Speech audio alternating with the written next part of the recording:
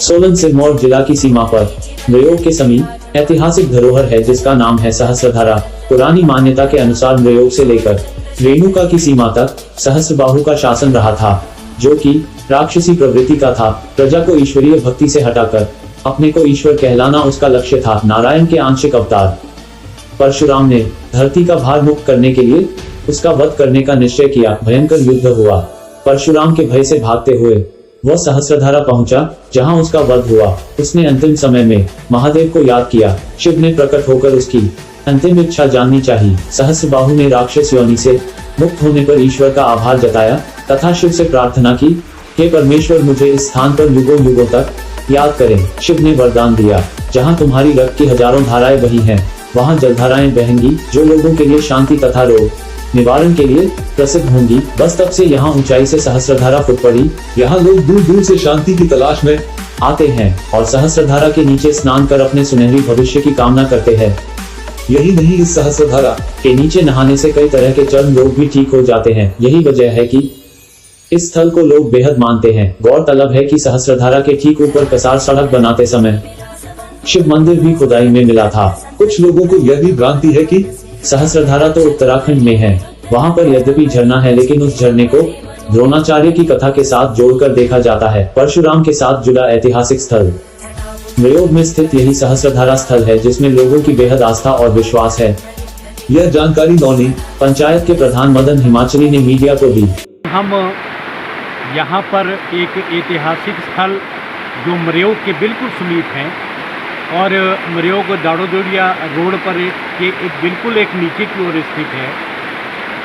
हम सूर्यमुखी नदी, जिसे कुवाल नदी के रूप में भी जाना जाता है, उसके तट पर बहुत ही प्राचीन ऐतिहासिक स्थल सहस्त्रधारा पे अभी हम यहाँ विराजमान हैं। सहस्त्रधारा अपने आप में एक हजारों सालों से एक इतिहास छुपाए हुए हैं और ये वो सहस्त्रधारा है जहाँ पर राजा सेनधार का जो सहस्त्रबाहु नामक राजा था, वो राक्षसी प्रवृत्ति का था।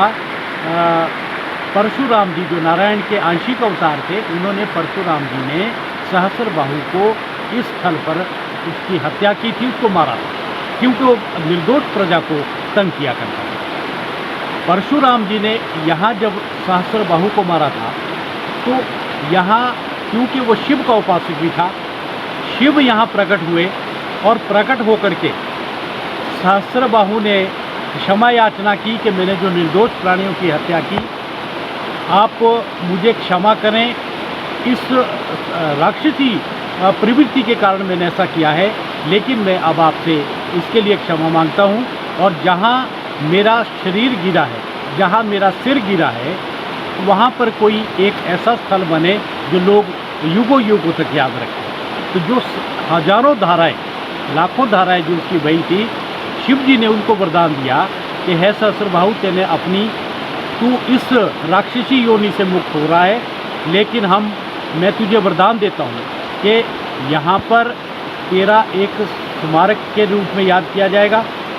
जितनी तेरी लहू की धारा यहाँ बही है, उतनी जल धारा यहाँ बहेगी और लोग आकर के यहाँ स्नान करेंगे और तेरा जो ये जो स्नान होगा, लोगों को कम से कम चर्म रोग से मुक्ति दिलाएगा। और आप देख रहे हैं ऊपर सड़क के ऊपर जो कसार रोड गया है, यहाँ पर एक शिवालय है।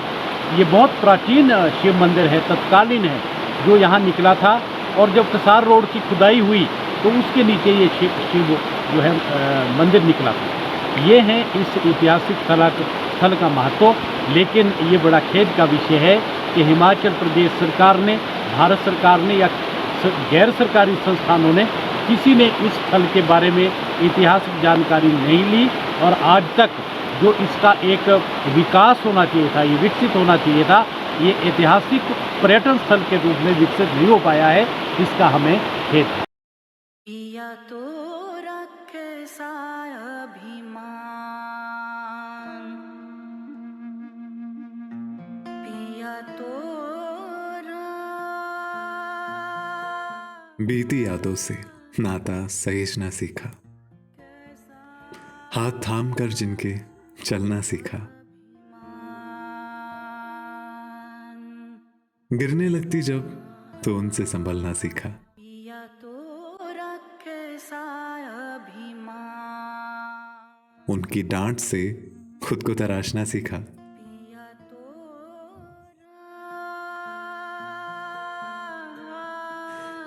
घर से दूर होकर भी दिल को हमेशा यह एहसास रहता है, उनका प्यार और फिक्र हमेशा मेरे साथ रहता है।